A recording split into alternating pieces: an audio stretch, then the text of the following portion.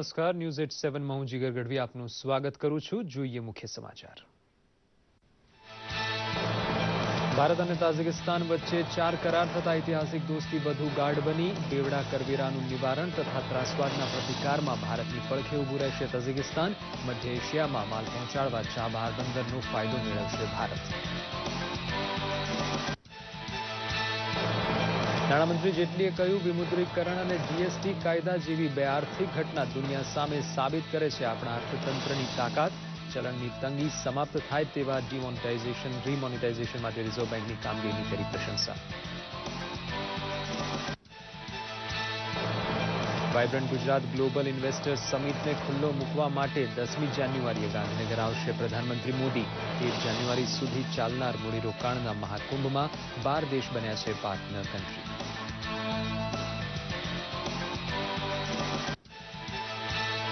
પ્રવાસીઓને વાયરલેસ ઇન્ટરનેટની સેવા વિનામૂલ્યે ઉપલબ્ધ કરાવી ગુજરાતનું પહેલું વાઈફાઈ રેલવે સ્ટેશન બન્યું વડોદરા. એસટી સ્ટેશન સાથે રેલવે સ્ટેશનને જોડતા પુલનું કરાયું લોકાર્પણ.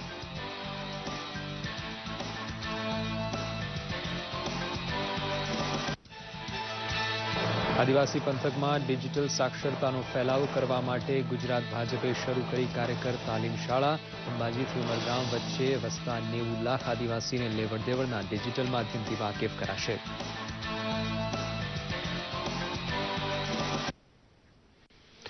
હવે જોઈએ સમાચાર વિગતવાર. ભારત અને તાઝિકિસ્તાન વચ્ચે પરસ્પર ફાયદો કરાવતા કરાર ઉપર હસ્તાક્ષર થતા જૂના સંબંધ વધુ ગાઢ બન્યા છે.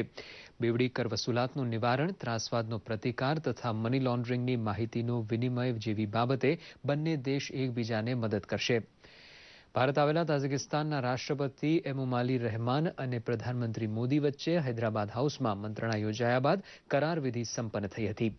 પોતાનું ચાબહાર બંદર ભારતને સોંપનાર તાઝિકિસ્તાનના રાષ્ટ્રપતિએ પોતાના પ્રવાસની શરૂઆત કોચીથી કરી હતી, જ્યાં બંદર આધારિત શહેર કેટલો વિકાસ પામી શકે તેનો ખ્યાલ મેળવ્યો હતો.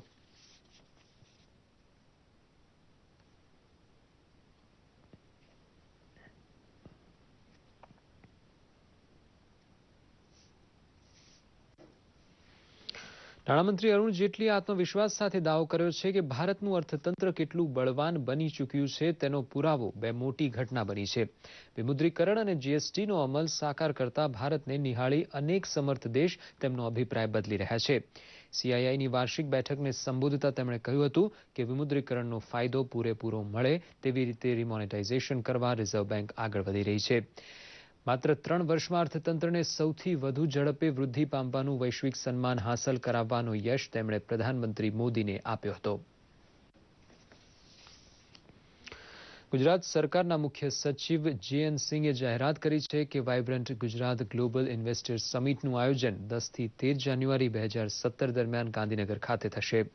પ્રધાનમંત્રી નરેન્દ્ર મોદી આ સમિટના મંગળાચરણ માટે 10મી જાન્યુઆરીએ ગાંધીનગર આવ્યા બાદ થોડા અન્ય કાર્યક્રમ માટે પણ રોકાણ કરવાના છે. મેક ઇન ઇન્ડિયાને સફળ બનાવવા માટે ગુજરાતનું યોગદાન વધુ યશસ્વી બનાવવા રૂપાણી સરકારે નિર્ણય કર્યો છે. તેથી મેક ઇન ગુજરાત જેવી અલાયદી ઝુંબેશની ચર્ચા આ સમિટમાં થવાની છે. છેલ્લી વાઇબ્રન્ટ સમિટમાં પાર્ટનર કન્ટ્રી તરીકે 8 દેશ હતા, જ્યારે 2017ની સમિટમાં 12 દેશ પાર્ટનર કન્ટ્રી તરીકે જોડાશે. उनका 9वीं तारीख को 4 प्रोग्राम रहेगा. गांधीनगर रेलवे स्टेशन का कायाकल्प होगा, एक कमर्शियल स्टेशन के रूप में उभरेगा. गिफ्ट सिटी में इंटरनेशनल फाइनेंशियल सेंटर का उद्घाटन होगा उनके हाथ से. ग्लोबल ट्रेड शो जो वाइब्रेंट का है, वाइब्रेंट 2017 का, उसका शुभारंभ करेंगे. और फिर नोबेल लॉरिएट के साथ में एक्सपोजिशन का ओपनिंग होगा और उसके साथ में उनकी चर्चा होगी. 10वीं तारीख को सवेरे में 1-on-1 उनकी मीटिंग होगी प्रेसिडेंट्स और बिजनेस डेलीगेशंस के साथ में.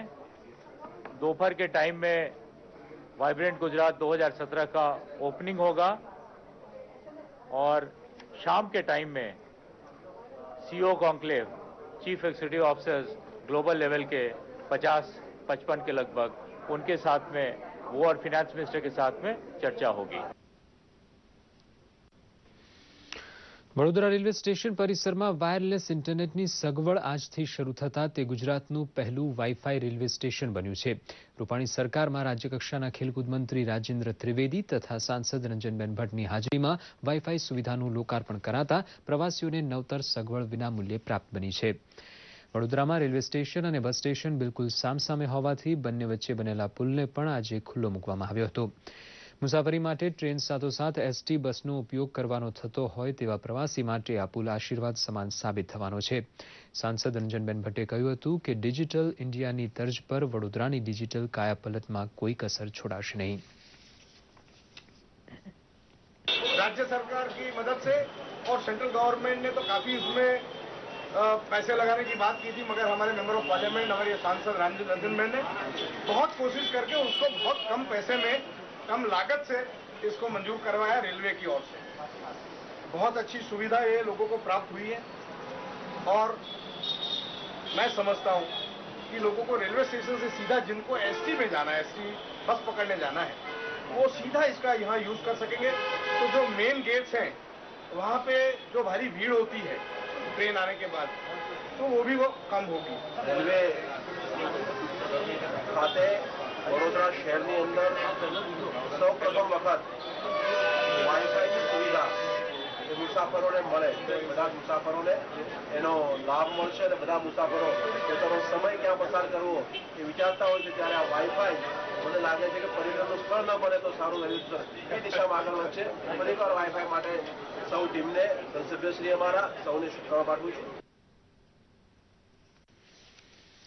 ગુજરાત ભાજપ દ્વારા આદિવાસી પંથકમાં ડિજિટલ સાક્ષરતાનો ફેલાવો કરવા માટે કાર્યકર તાલીમની શરૂઆત કરાઈ છે. પ્રદેશ કાર્યાલય ખાતે વરિષ્ઠ મંત્રી ગણપતભાઈ વસાવાની હાજરીમાં સોશિયલ મીડિયા તાલીમ યોજાઈ ગઈ, જેમાં ભાગ લેવા માટે 43 વિધાનસભા મતવિસ્તારમાં સક્રિય હોય તેવા 20 યુવા કાર્યકરે ભાગ લીધો હતો.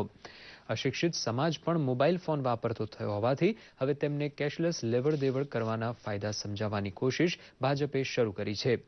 અંબાજીથી શરૂ કરી ઉમરગાંવ સુધીની પટ્ટીમાં વસવાટ કરતા 90 લાખ આદિવાસી સુધી ડિજિટલ બેન્કિંગ અને રોકડ વગરની નાણાંની લેવડ દેવડ કરવાની વાત પહોંચાડવાનો પડકાર સરકારી તંત્રની સાથોસાથ ભાજપે ઉપાડી લીધો છે. તો સરકારશ્રીની બધી જ યોજનાઓ આદિવાસી સમાજ હજુ પણ સારી રીતે એનો લાભ લઈ શકે, સરકારની બધી જ માહિતી ગામે ગામ સુધી પહોંચી શકે. અને સોશિયલ મીડિયા આપણને બધાને ખ્યાલ છે કે મિત્રો આજે સમગ્ર દુનિયાની અંદર સોશિયલ મીડિયા પણ ખૂબ કામ કરી રહ્યું છે. ત્યારે આ સોશિયલ મીડિયામાં આદિવાસી સમાજ વંચિત ન રહી જાય, એને પણ દુનિયાની ખબર સેકન્ડ કે મિનિટમાં મળી જાય એ પ્રકારનું જ્ઞાન આ અમારા સમાજના યુવકોને મળવું જોઈએ. તો આ ખૂબ સારું આયોજન ભારતીય જનતા પાર્ટીએ આજે કર્યું છે કે જેના થકી ટ્રાઇબલના જે યુવાનો છે એને પૂરો દિવસ અમે સોશિયલ મીડિયાની અહીંયા તાલીમ આપીશું. કઠણ સંજોગ ઉકેલવાની કોઠાસૂઝનો અમલ ગુજરાતે શરૂ કરી દીધો હોય તેવા નાના મોટા અનેક દાખલા બહાર આવતા જાય છે. આખા દિવસની જિંદગીમાં જ્યાં જ્યાં રોકડા કાઢવા પડતા હોય ત્યાં ત્યાં ફોન બટન વડે ઈ વોલેટ હલકું કરતા લોકો શીખી રહ્યા છે, તો વેપારી પણ કેશલેસ બનવામાં બાકાત નથી. હિંમતનગરના એક પેટ્રોલ પંપ સંચાલકે સામાન્ય જનતાને કેશલેસ વ્યવહાર તરફ વાળવા સ્ટોલ ઉભો કરીને તેની સમજણ આપવાની શુભ શરૂઆત કરી છે. તેમના પ્રયાસથી પેટ્રોલ પંપ પર આવતા ગ્રાહકો નેટ કે મોબાઈલ બેન્કિંગથી ચૂકવણી કરતા થયા છે. એટલું જ નહીં, આ ભાઈ દ્વારા પેટ્રોલ પંપ પર જ ઈ પેમેન્ટની સમજણ આપીને એપ્લિકેશન મોબાઈલમાં ડાઉનલોડ કરી આપવામાં આવે છે. અહીંયા છૂટાની મગજમારી ના થાય અને કેશલેસનો પંપ છે. હિંમતનગરની અંદર આ એક જ એવો પંપ છે કે જ્યાં કેશલેસની સુવિધા છે. તો અહીંયા ડેબિટ કાર્ડ કે ક્રેડિટ કાર્ડથી કેશલેસ થાય છે, જેના લીધે છૂટાની કોઈ મગજમારી થતી નથી. અને બીજું કે આપણા પૈસા આપણા સેફ છે, ચોરી કરવાનો કોઈ ભય રહેતો નથી. પ્રજાને પણ આપણે અનુરોધ કરીએ છીએ કે કેશલેસ સિસ્ટમથી જોડાઈ જાઓ. દેશની અંદર કાળા બજાર, દેશમાં જે કાળા બજારીઓ ચાલે છે એ બધું દૂર થઈ જાય અને દેશની અંદર એક સફેદ ક્રાંતિ આવે.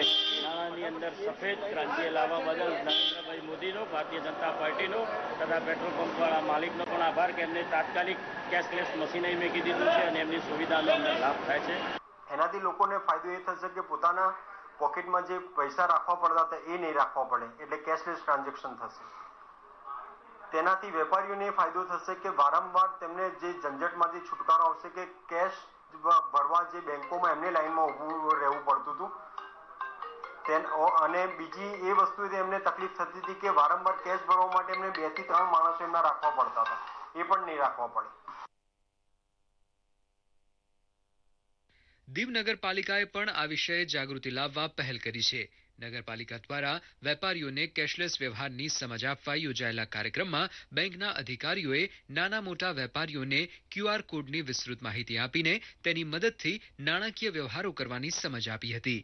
એટલું જ નહીં, બેંક કર્મચારીએ ઘેર ઘેર જઈને લોકોને મોબાઈલમાં એપ ડાઉનલોડ કરી આપી ઊંડાણમાં સમજ આપી હતી. माननीय प्रशासक दमन एंड दीव रिस्पेक्टेड श्री प्रफुल्ल पटेल जी के मार्गदर्शन में हमने कैशलेस दमन दीव को कैशलेस करने का काम शुरू कर दिया है. इस कड़ी में हमने 45 टीम बनाई है. हमारे यहाँ पर 45 बूथ हैं. हर बूथ के साथ हर एक BLO, 2 लेडी टीचर और 5 स्टूडेंट दिए गए हैं. इसी के संदर्भ में फिर हमने 2 IT के एक्सपर्ट भी 10 बूथों के साथ 2 IT के एक्सपर्ट दिए हैं. उसके ऊपर एक मेंटर टीचर और फिर डेजिग्नेटेड ऑफिसर तैनात किए गए हैं. डिप्टी कलेक्टर को नोडल ऑफिसर बनाया गया है इस काम के लिए और मामलतदार को असिस्टेंट नोडल ऑफिसर बनाया गया है. ये जो टीमें होंगी ये डोर टू डोर सर्वे करेंगी और डोर टू डोर जाकर के लोगों को के मोबाइल फ़ोन में जो कैशलेस ट्रांजैक्शन की एप्लीकेशंस हैं जैसे चिल्लर है, बडी है, वो सब डाउनलोड करेंगी और उनको इसका महत्व के बारे में तथा इसके उपयोग के बारे में समझाएंगी.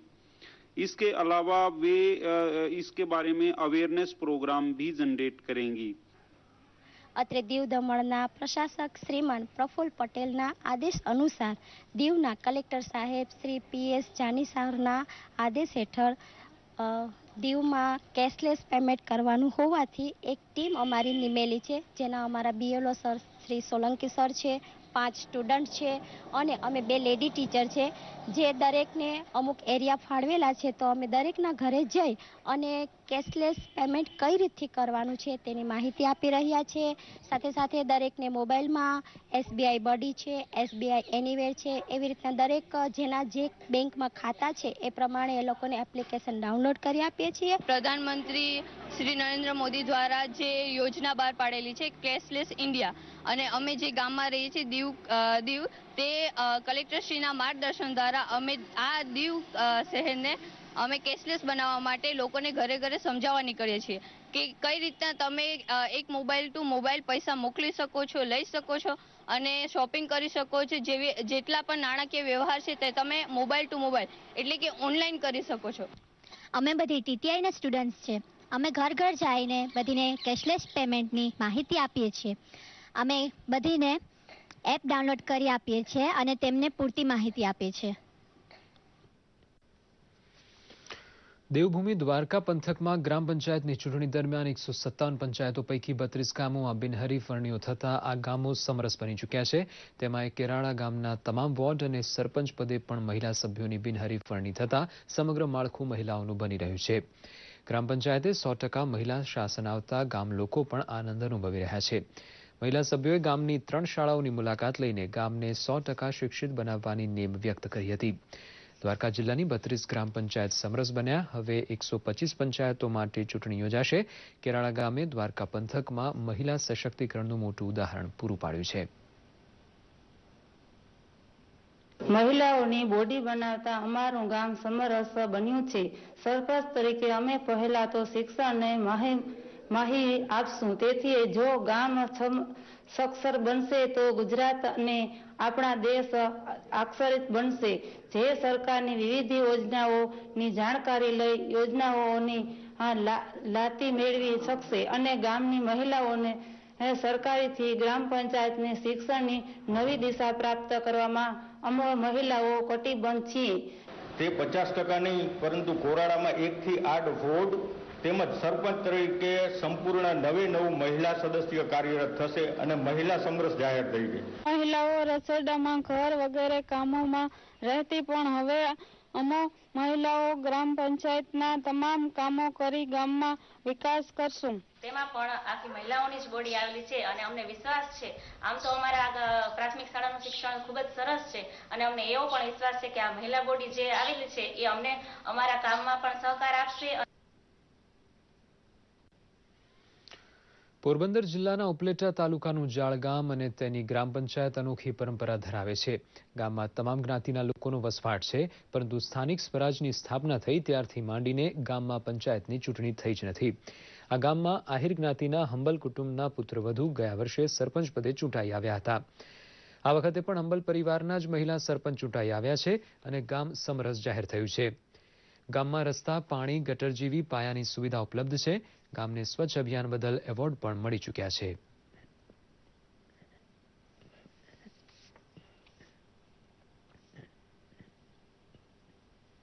તમામ ગામની અંદર રોડ, રસ્તા અને સિમેન્ટથી અમે મઢી અને પાણીની પીવા માટેની સુવિધાઓ, ઘરે ઘરે નળની વ્યવસ્થા અને સારા ગામની અંદર સ્ટ્રીટ લાઇટ જે અમે સોડિયમ લાઇટથી આ ગામને અમે સુશોભિત કર્યું હતું અને વર્ષોથી અમે આ ગામને કાયમી માટે વ્યવસ્થિત રીતે પૂરી સુવિધાઓ મળે અને તમામ ગામના મતદાર ભાઈઓ અને કુટુંબોને સાથે રાખી અને અમે સમરસતાથી બધા જીવીએ છીએ અને ખૂબ આ ગામ લોકોએ અમારા ઉપર વિશ્વાસ મૂક્યો છે. વર્ષોથી અમે પંચાયતી રાજમાં જ આમાં જ છીએ અને વર્ષોથી આખા ઝાડ ગામનું કામ કરતા આવ્યા છીએ અને કાર્યરત જ છીએ, એટલે ગામને પૂરો વિશ્વાસ છે. એ બદલ મને બધાએ બિનહરીફ ચૂંટી રાજકોટ જિલ્લામાં સૌપ્રથમ નિર્મળ ગામ અમારું ઝાડ ગામ જ બન્યું હતું અને એનો એવોર્ડ લેવા માટે ત્યારે પણ હું બિનહરીફ હતી અને હું પોતે ગઈ હતી લેવા હરિયાણા અને રાષ્ટ્રપતિની હાથે મને એવોર્ડ મળેલો હતો. મારું ગામ નિર્મળ ગામ અને સ્વસ્થ ગામ તરીકે બિરુદ મેળવેલ આ ગામ છે. આ ગામની અંદરમાં પીવાના શુદ્ધ પાણીની વ્યવસ્થા, રોડ, રસ્તા અને ડોર ટુ ડોર કચરો ઉપાડવાની વ્યવસ્થા છે. યુવાધનને નશાખોરીમાં ધકેલાતા બચાવવા માટે સરકારે ગુજરાતમાં હુક્કાબારો પર પ્રતિબંધની સાથોસાથ દારૂબંધીના કાયદાના કડક અમલ માટે વટહુકમ બહાર પાડવાનો નિર્ણય લીધો છે. સરકારની આ મજબૂત ઈચ્છાશક્તિને વ્યાપક આવકાર મળી રહ્યો છે. ગુજરાત સરકાર દ્વારા રાજ્યમાં હુક્કાબાર પર પ્રતિબંધની સાથોસાથ દારૂબંધીનો પણ કડક અમલ થાય તે માટે રૂપાણી સરકાર દ્વારા સજાની સખત જોગવાઈ ઉમેરવા માટે નશાબંધી કાયદો સુધારવાનું નક્કી થયું છે. આ કાયદા હેઠળ મહત્તમ સજા 3 વર્ષને બદલે 10 વર્ષ કરાશે. तो जो पुराना एक्ट था जिसमें ये प्रोहिबिशन उसको हम कड़क इस्तेमाल नहीं कर सकते थे, तो इसके लिए एक्ट को सुधारा है और संपूर्ण होकाबंदी यानी कि प्रतिबंधित किया है और हमारे छात्रों और हमारे युवा धन को हम बर्बाद नहीं होने देंगे. ये गुजरात सरकार का फैसला है. कानून पुराना था, उसके कारण उसकी असर वो कम थी, उसको हमने ज्यादा टाइट किया. ગુજરાત સ્ટેટ લો કમિશનના ચેરમેન જસ્ટિસ એમ.બી. શાહે જણાવ્યું હતું કે સરકારનો નિર્ણય યોગ્ય છે, પરંતુ સરકારે યોગ્ય રીતે અમલ કરાવવા માટે અદાલત સુધી ન જતા સ્થળ પર જ કડક કાર્યવાહી કરાવવી જોઈએ. આ વિષય પર સમાજશાસ્ત્રીઓનું માનવું છે કે સરકારે દારૂબંધીની સાથોસાથ દારૂના બંધાણીઓ માટે શહેરી વિસ્તારમાં કાઉન્સિલ સેન્ટર ખોલવા જોઈએ. Today, at number of places, the liquor is available. Why it is available? That the department has to investigate it. By making strict law, it cannot be said that law is implemented. Strict law is different. Imposition of punishment is different. Say in foreign countries, person who is driving a vehicle after consumption of liquor, immediate punishment is imposed. Immediate on the spot punishment is imposed. That position is not there. By driving after consumption of liquor, every day number of accidents are taking place and number of persons are losing their life. So main question is how we implement the law as it is. जो युवा है young generation, उनको रोकने के लिए ही सरकार ये किया है, तो आई वेलकम दिस मूव। जो section of young generation already addicted to alcohol, उनको काउंसलिंग कैसे करे, इसके बारे में भी थोड़ा सोचना चाहिए।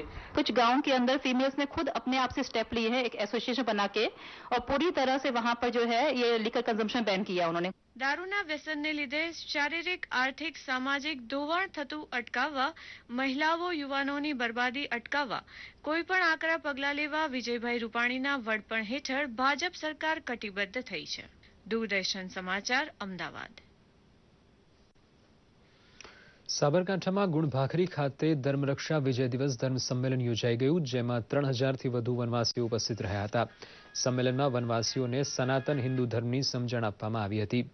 સંમેલનમાં ભાગ લેવા મુરલીધરજી, સત્યમરાવજી, રમીલાબેન બારા, રાજસ્થાન ધર્મ જાગરણ મંચના હરીશ ત્રિવેદી સહિતના અગ્રણીઓએ ભાગ લીધો હતો।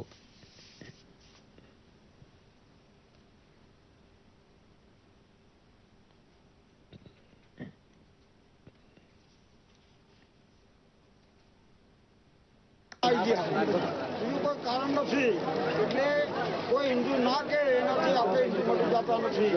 આપણે હિન્દુ છીએ અને રહેવાના જ છીએ। इतिहास के अंदर इतनी बड़ी संख्या के अंदर सैनिकों ने जो आत्मसमर्पण किया है, ये अपने आप में बहुत बड़ी विजय है। ये भारत की युवा पीढ़ी को इस बात की जानकारी देने के लिए और इस धर्म सभा के अंदर 16 दिसंबर का ये विजय दिवस का दिन सबको स्मरण करवाने का ये हेतु था। इस हेतु के कारण से और यहाँ के वक्ताओं ने इस विषय पर जो विषय रखा है, जिसके कारण से भारत की नई पीढ़ी के अंदर देशभक्ति की भावना और सेना के प्रति आकर्षण का भाव ये बढ़ा है, ऐसा हमको लगता है। કેન્દ્ર શાસિત દમણ પ્રદેશમાં all India plastic manufacture association દ્વારા પ્લાસ્ટો વિઝન 2017 સંમેલન યોજાઈ ગયું। સંમેલનમાં દમણ અને મુંબઈ શહેર સહિતના પ્લાસ્ટિક ઉદ્યોગ સાથે સંકળાયેલા અગ્રણીઓ અને તજજ્ઞો ઉપસ્થિત રહ્યા હતા। પ્લાસ્ટિક ઉદ્યોગ સામે રહેલા પડકારોની સંમેલનમાં ચર્ચા કરવામાં આવી હતી। દમણના પ્રશાસક પ્રફુલભાઈ પટેલે ઉદ્યોગપતિઓને જણાવ્યું હતું કે વહીવટી તંત્ર દ્વારા ઉદ્યોગપતિઓને સહકાર આપવામાં આવશે। सांसद लालूभाई पटेल, पॉलीकेबना सीएमडी इंदर जयसिंघानी सहितना अग्रणीओ पण कार्यक्रमમાં હાજર રહ્યા હતા।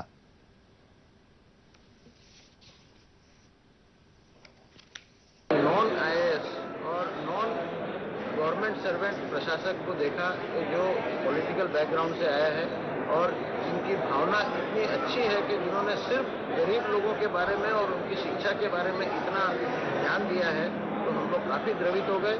हमारी all India plastic manufacturers association की तरफ से हमने पूरा उनको सहयोग देने का वादा किया है।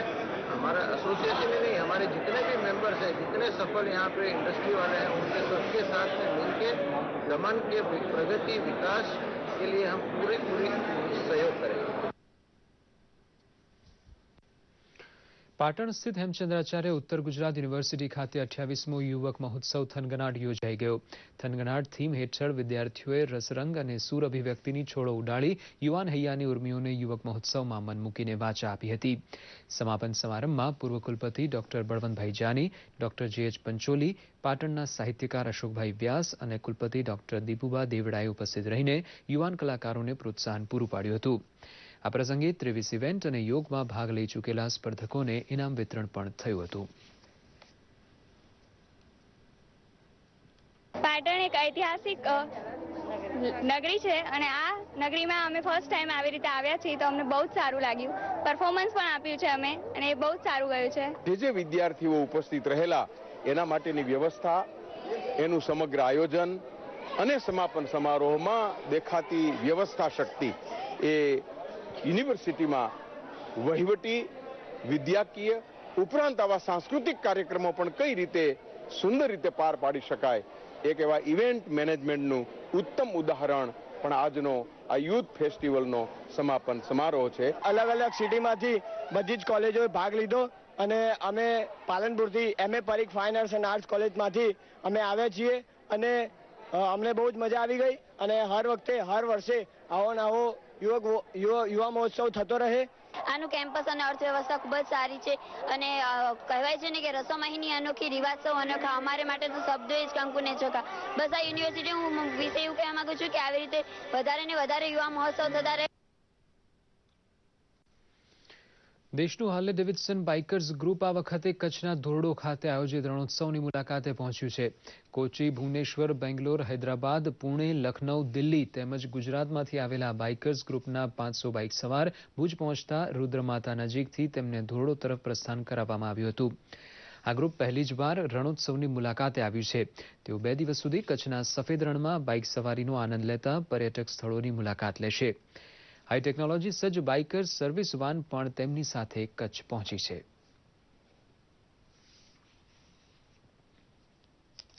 ધોરડો આપણું ગુજરાતનું પ્રાઇડ છે. ઓલ ઓવર ઇન્ડિયાથી લોકો ગુજરાતમાં ભેગા થયા છે આપણા માટે પ્રાઉડની વસ્તુ છે. અને આપણા આટલા સરસ, કાલે હું માંડવી બીચ પર ગઈ હતી, આટલું બધું બ્યુટીફુલ બીચ મેં કશે જોયું નથી. આટલું બધું ફોરેન ફર્યા પછી આપણા ગુજરાતમાં આટલું સરસ રમણીય અને સરસ વાતાવરણમાં ભેગા થયા અને આપણા ગુજરાતીઓનો પ્રેમ એ તો બીજું શું કહેવાનું. આજે હરલીવાળાને બધાને એનો અનુભવ થશે. અને આજે બહુ મોટું ઇવેન્ટ 2 દિવસ માટે રણોત્સવમાં ઓર્ગેનાઇઝ કર્યું છે, જે ઓલ ઓવર બધા ડિફરન્ટ ડીજે બેન્ડ્સ, અમેरिका બેન્ड्स આવવાના છે અને એક બહુ સારો ઇવેન્ટ છે. Thank you. को गुजरात के रोड और टोटल सीनरी बहुत पसंद आई. राइड करने में भी बहुत मजा आया. और हमारा ग्रुप का या हार्ले के ग्रुप का एक उसूल होता है, उसमें रेसिंग वाला नहीं होता, क्रूजिंग होता है. सीनरी एंजॉय करो, रोड एंजॉय करो, कंपनी एंजॉय करो. और इनका ऑर्गेनाइजेशन बहुत अच्छा है. ભાવનગરના 50 અને 60ના દાયકાના સુપ્રસિદ્ધ કલાકાર અને સંગીતકાર સ્વર્ગસ્થ જગદીપ વિરાણીના જન્મ શતાબ્દી પર્વની ઉજવણીના ભાગરૂપે 2 દિવસીય વિરાટના પગધારે કાર્યક્રમનું આયોજન થયું છે. ગુજરાત સાહિત્ય એકેડેમી અને ગુજરાત સંગીત નાટક અકાદમીના સહયોગથી આયોજિત કાર્યક્રમના પ્રથમ દિવસે જગદીપ વિરાણીના ગીતોને રજૂ કરાયા હતા, તો વિવિધ સંગીત વાદ્યો દ્વારા સુરો પણ રીલાવવામાં આવ્યા હતા. આવતીકાલે કાર્યક્રમના બીજા ચરણમાં સ્વર્ગસ્થ જગદીપ વિરાણીના ચૂંટેલા કાવ્ય સંગ્રહ વિરાટના પગધારે અને તેમના દ્વારા રચાયેલા ચિત્રોની પ્રદર્શની પણ યોજાશે, તેમજ તેમની વેબસાઇટ jagdeepvirani.com નું પણ લોકાર્પણ કરવામાં આવશે.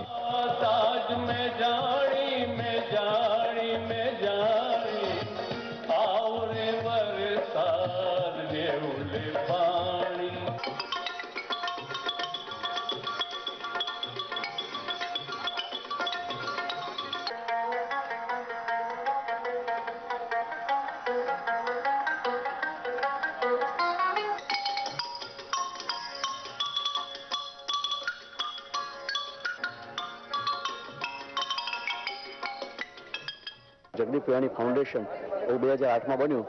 ત્યાર પછીનો 5મો કાર્યક્રમ છે. જગદીશભાઈનો 100મો જન્મદિવસ છે. એ નિમિત્તે શતાબ્દી પર્વ ઉજવવાનું નક્કી કર્યું. 2 દિવસીય શતાબ્દી પર્વ આ હોલમાં, જેમાં ગુજરાત સાહિત્ય એકેડેમી અને ગુજરાત સંગીત નાટક એકેડેમી બંને સંપૂર્ણ સહકાર આપણને આપ્યો છે, આપણને ઉત્સાહન આપ્યું છે. આ હોલથી માંડીને બધી ફેસિલિટી એમણે કરી આપી છે. ક્રિકેટ. ભારત ઇંગ્લેન્ડ વચ્ચે ચેન્નઈ ખાતે રમાઈ રહેલી 5મી અને અંતિમ ટેસ્ટ મેચના આજે બીજા દિવસે ભારતે રમત બંધ રહી ત્યારે વિકેટ ગુમાવ્યા વગર 60 રન બનાવ્યા હતા. હાલ લોકેશ રાહુલ 30 અને પાર્થિવ પટેલ 29 રને રમતમાં છે.